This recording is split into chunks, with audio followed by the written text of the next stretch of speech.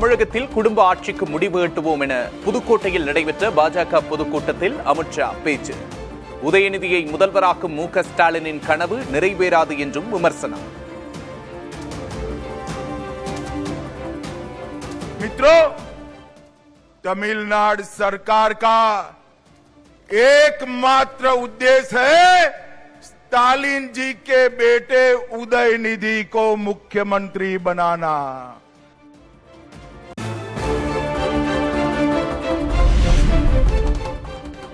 பாஜக அதிமுக கூட்டணி இயல்பான கூட்டணி என அமித்ஷா பேச்சு. தமிழகத்தில் தேசிய ஜனநாயக கூட்டணியின் ஆட்சி மலரும் என்றும் நம்பிக்கை.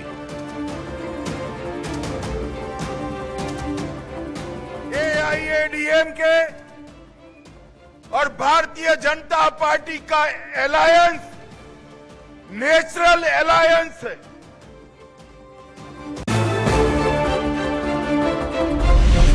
தமிழகத்தில் அரசு ஊழியர்கள் தெருவில் இறங்கி போராடும் அவலநிலை நிலவுவதாக அமித்ஷா விமர்சனம். தூய்மை பணியாளர்கள் மீது திமுக அரசு அடக்குமுறையை காட்டுவதாகவும் குற்றச்சாட்டு.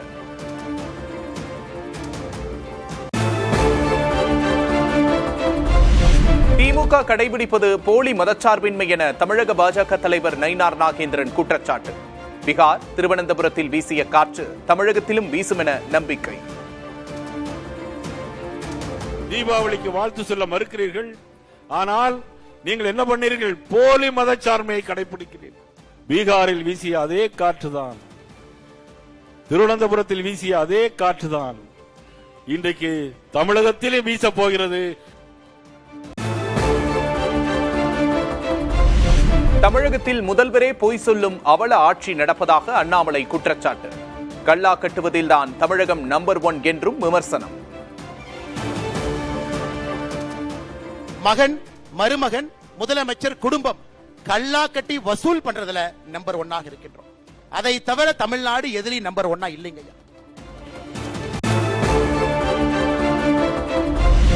பொங்கல் பண்டிகையை ஒட்டி அரிசி குடும்ப அட்டைதாரர்களுக்கு 3000 ரூபாய் பரிசு தொகையை அறிவித்தார் முதல்வர். இலங்கை தமிழர் மறுவாழ்வு முகாம்களில் வசிக்கும் குடும்பத்தினருக்கும் ரொக்க பரிசு.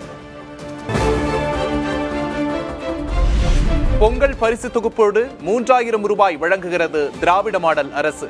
பொங்கல் வாழ்த்து தெரிவித்து முதல்வர் மு.க. ஸ்டாலின் சமூக வலைதளத்தில் பதிவு. 3000 ரூபாய் பொங்கல் பரிசு தொகை தோல்வி பயத்தில் திமுக நடுங்கிக் கொண்டிருப்பதை காட்டுகிறது. பாமக தலைவர் அன்புமணி விமர்சனம்.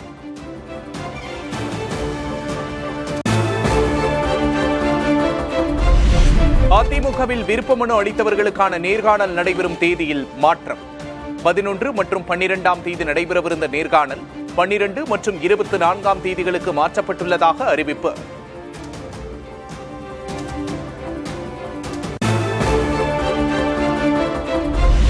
வரும் சட்டமன்ற தேர்தலில் திமுகவின் குடும்ப ஆட்சிக்கு முற்றுப்புள்ளி வைக்கப்படும். அதிமுக பெரும்பான்மையுடன் ஆட்சி அமைக்கும் என்று எடப்பாடி கே. பழனிசாமி நம்பிக்கை. குடும்ப ஆட்சிக்கும் வாரிசு அரசியலுக்கும் முற்றுப்புள்ளி வைக்கின்ற தேர்தல் வருகின்ற சட்டமன்ற தேர்தல். அண்ணா திமுக தலைமையில் அமைக்கப்படுகின்ற கூட்டணி பெரும்பான்மையான இடங்களிலே வெற்றி பெற்று அண்ணா திமுக தனி பெரும்பான்மையோடு ஆட்சி அமைக்கும். அதில் எந்தவித மாற்றமும் கிடையாது.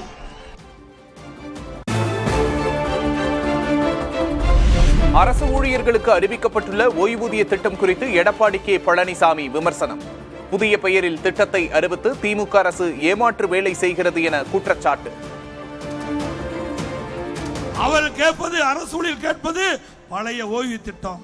ஆனால் ஸ்டாலின் குறிப்பிடுவது இன்றைக்கு தமிழ்நாடு அரசு உறுதி அளிக்கப்பட்ட ஓய்வு திட்டம். ஒரு பெயரை மாற்றி அதுக்கு உருட்டா பண்ணி இன்னைக்கு அவர்களை ஏமாற்றுவதற்காக ஒரு தந்திரமா அவருடைய வேலை நிறுத்தத்தை நிறுத்துவதற்காக இந்த அறிவிப்பை வெளியிட்டிருக்கிறார்.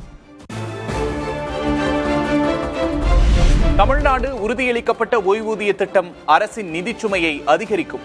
காங்கிரஸ் மூத்த தலைவரும் முன்னாள் மத்திய நிதியமைச்சருமான ப. சிதம்பரம் கருத்து.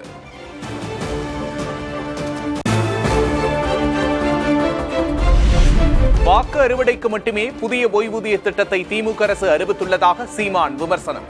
அக்கறை இருந்தால் முன்கூட்டியே அறிவித்திருக்க வேண்டும் என்றும் கருத்து.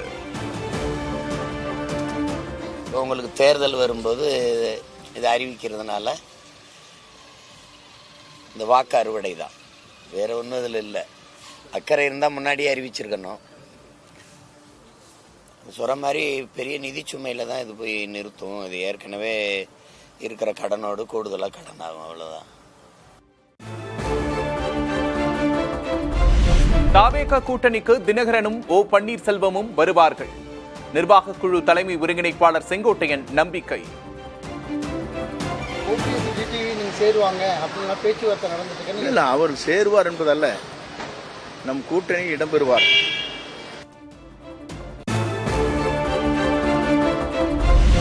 ஏவிஎம் நிறுவனத்தை குறிப்பிடாமல் தமிழ் சினிமா பற்றி பேசவே முடியாது.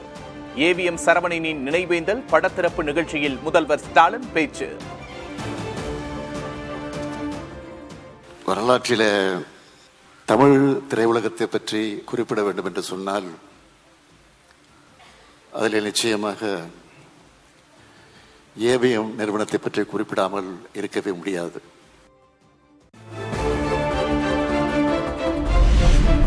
ஏவிஎம் அலுவலகம் சென்றாலே பாசிட்டிவ் எனர்ஜி கிடைக்கும். ராகவேந்திரா திருமண மண்டபம் கட்ட தூண்டியதே ஏவிஎம் சரவணன் தான் என்றும் நினைவு கூர்ந்த ரஜினிகாந்த். அந்த ஒரு ஆஃபீஸ் அவ்வளோ கிளீன், அவ்வளோ நீட், வெல் டெக்கர், அந்த மாதிரி ஒரு வைப்ரண்ட், ஒரு பாசிட்டிவிட்டி. சினிமா மட்டும் இல்லை, ஒரு தனிப்பட்ட முறையிலே எவ்வளோ ஹெல்ப் பண்ணியிருக்காங்க. எங்கிட்ட கேட்டாங்க, அந்த இடம் ஏன் அப்படியே விட்டுருக்கீங்க? இல்லை அப்படியே இருக்காது, அப்படி காலி இடம் அப்படி விடக்கூடாது, ஏதாவது கட்டணும் அப்படின்னு சொல்லிட்டு அவரே பார்த்து, அவர் கண் பார்வையில் அவரே டிசைன் பண்ணி, அவரே ஆர்கிடெக்ட் பண்ண மண்டபம் அது ராகவேந்திரா மண்டபம்.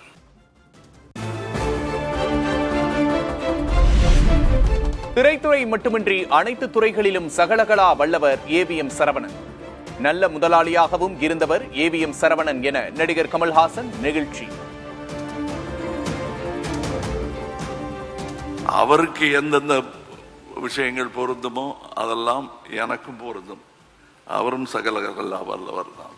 அவர் இல்லாத குறைங்கிறது முக்கியமா தொழிலாளர்களுக்கு வரும். முந்தி மாதிரி இல்லைங்க அப்படின்னு அப்படி யாருமே சொல்லல. ஸ்ட்ரைக் இருந்த போது கூட அந்த ஏவிஎம் செடி வாடிடக்கூடாதுங்கிறதுக்காக பக்கெட்ல தண்ணி எடுத்து ஊத்துனவங்க இருக்காங்க. இது எப்படி இந்த மாதிரி விசுவாசம் ஒருத்தருக்கு கிடைக்கும்னா நல்ல முதலாளிக்கு தான் கிடைக்கும். சென்னையில் நடைபெற்ற பொங்கல் விழா, கனிமொழி, சௌமியா அன்புமணி உள்ளிட்டோர் பங்கேற்பு.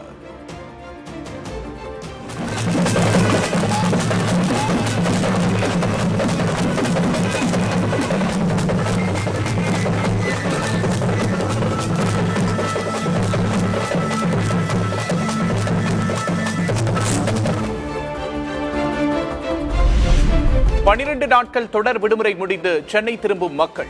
தென் மாவட்டங்களில் இருந்து படையெடுத்த வாகனங்களால் சென்னை திருச்சி நெடுஞ்சாலையில் போக்குவரத்து நெரிசல்.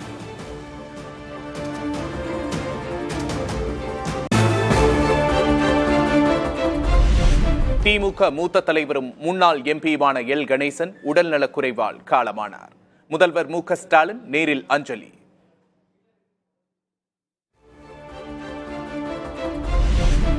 சென்னையில் 10வது நாளாக போராட்டத்தில் ஈடுபட்ட ஆசிரியர்கள் கைது. திமுகவின் 311வது தேர்தல் வாக்குறுதியை நிறைவேற்ற இடைநிலை ஆசிரியர்கள் வலியுறுத்தல்.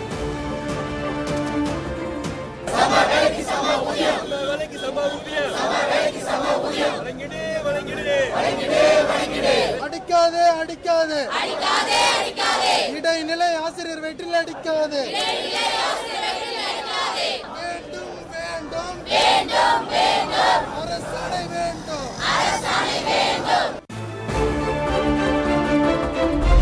தமிழகத்தில் வரும் 10ஆம் தேதி வரை மழை பெய்யும். சென்னை வானிலை ஆய்வு மையம் கணிப்பு.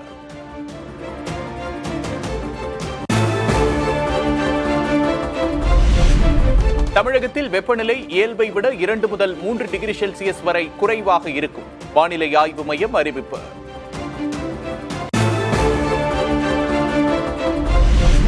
சென்னையில் அதிகாலை வேளையில் பனிமூட்டம் நிலவும் என கணிப்பு.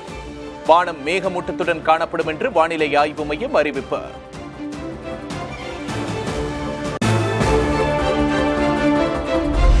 ஜெர்மனியின் சீவர்ஸ்டார்ட் பகுதியில் கடும் பனிப்பொழிவு. ரம்மியமான சூழலை கண்டு ரசிக்கும் மக்கள்.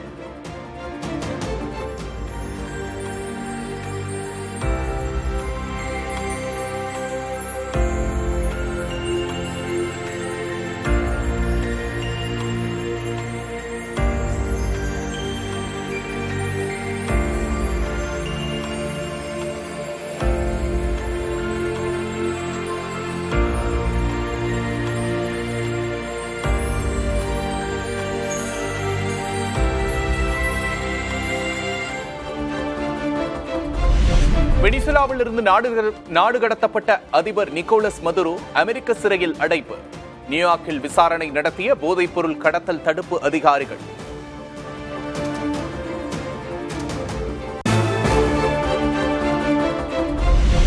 வெனிசுலாவின் இடைக்கால அதிபராக டெல்சி ரோட்ரிகஸ் நியமனம். அசாதாரண சூழல் நிலவும் நிலையில் அந்நாட்டு உச்சநீதிமன்றம் அறிவிப்பு.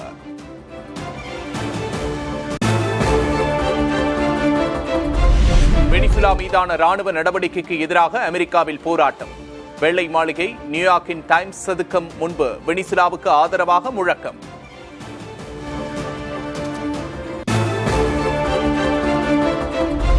வெனிசுலாவை தொடர்ந்து மெக்சிகோ, கியூபா, கொலம்பியாவை குறிவைக்கும் ட்ரம்ப். திட்டமிட்டு அமெரிக்காவுக்கு சில நாடுகள் போதைப்பொருள் புழக்கத்தில் விடுவதாக சூசக பேச்சு.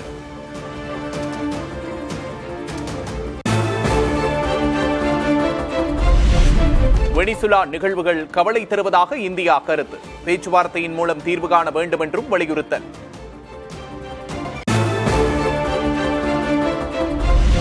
ஆஸ்திரேலியாவுக்கு எதிரான ஆஷஸ் 5வது டெஸ்ட் கிரிக்கெட் போட்டி. நிதானமாக ஆடி முதல் நாள் முடிவில் 211 ரன்கள் எடுத்தது இங்கிலாந்து அணி.